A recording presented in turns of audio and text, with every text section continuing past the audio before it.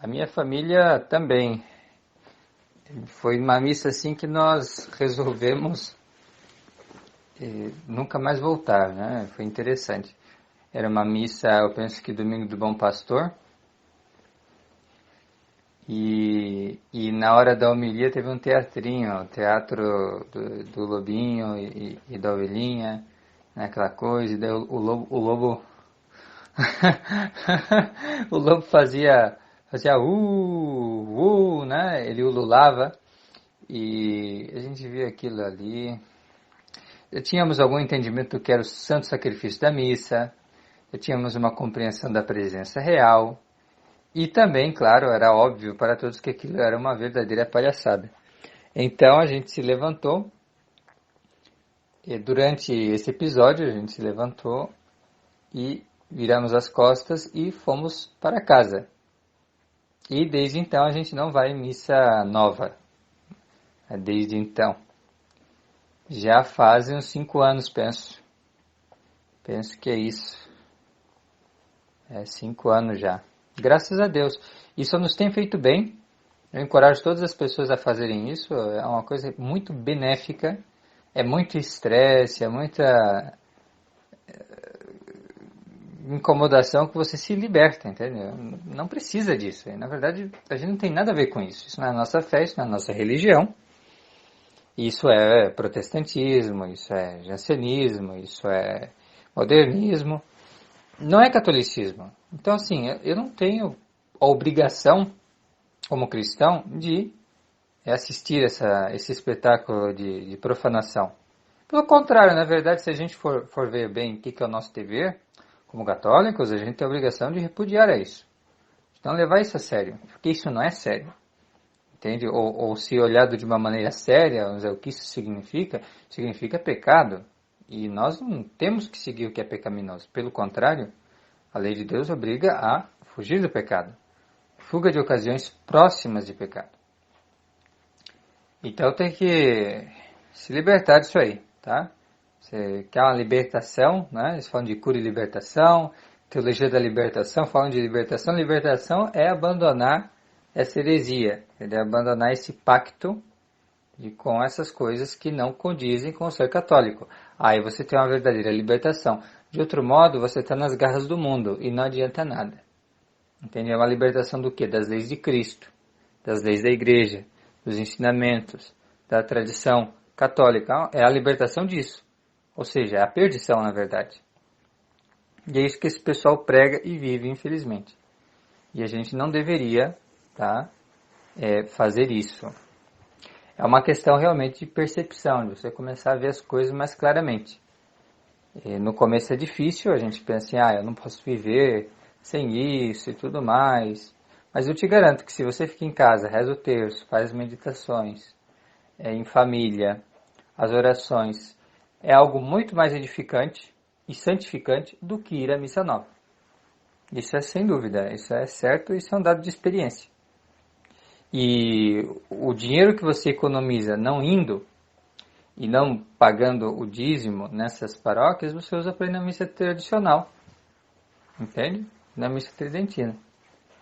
E uma vez feito isso, e você entendendo que mesmo nessas missas tridentinas, a maioria delas, pelo menos, por enquanto, eles ainda assim alegam seguir, né, e estar em comunhão com toda essa palhaçada também, uma vez que você entende isso, né, eu tive esse entendimento muito claro quando eu fui, e foi a última que eu fui também, numa, onde o padre ficava na homilia, perdão, no sermão, mas ele chama homilia, né? Dizendo que eu tinha que seguir, né, as atualizações da igreja, o Vaticano II, tinha que seguir o Bergoglio. E você vai, é um rito tradicional, não é? Mas tem um remendo, né? Tem um remendo moderno ali. É uma coisa estranha, uma coisa esquisita, uma coisa que não tem nada a ver, né? Mas eles estão comprometidos, infelizmente estão comprometidos. E o que eles ensinam, embora numa forma tradicional, é na verdade o velho modernismo. porque eles não querem perder o que eles conseguiram. Entende? Então, assim, para garantir que a multidão fique aí na missa nova, eles precisam pegar esse pessoal mais, vamos dizer assim, que reage, que entende as coisas, juntar num lugar e acalmá-los para eles não fazerem nada, e assim eles podem continuar a vasta destruição da maioria. Entende? E a gente, pensando assim na nossa caridade, né, o que a gente deve a Deus, o que a gente deve ao próximo, a gente vê, poxa, não é certo o que eu estou fazendo, eu estou dando, na verdade, um contra-testemunho, não é? E isso não vai ajudar. No longo prazo, isso não vai ajudar a igreja, isso não vai ser para o benefício do meu próximo. Então, tendo essas coisas em consideração, aí você dá mais um passo, tá? Que aí é somente missas tridendinas que não estão em comunhão com os modernistas e com toda essa sujeira que eles produzem todos os dias.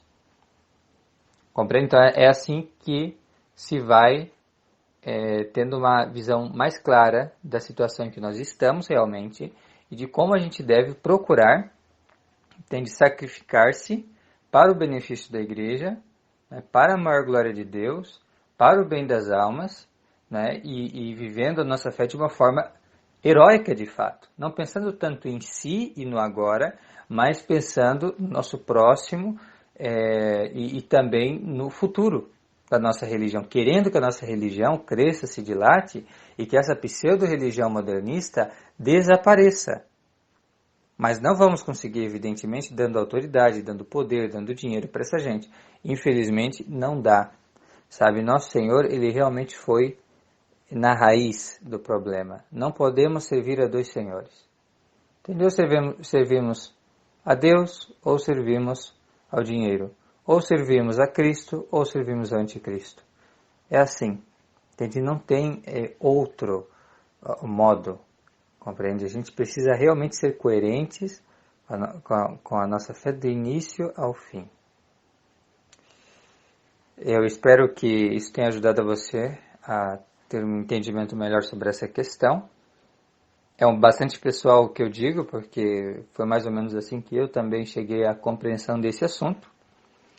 E eu agradeço muito a Deus por essa graça, porque desde então eu tenho progredido muito na vida espiritual, e também na compreensão das coisas, tudo tem sido mais claro.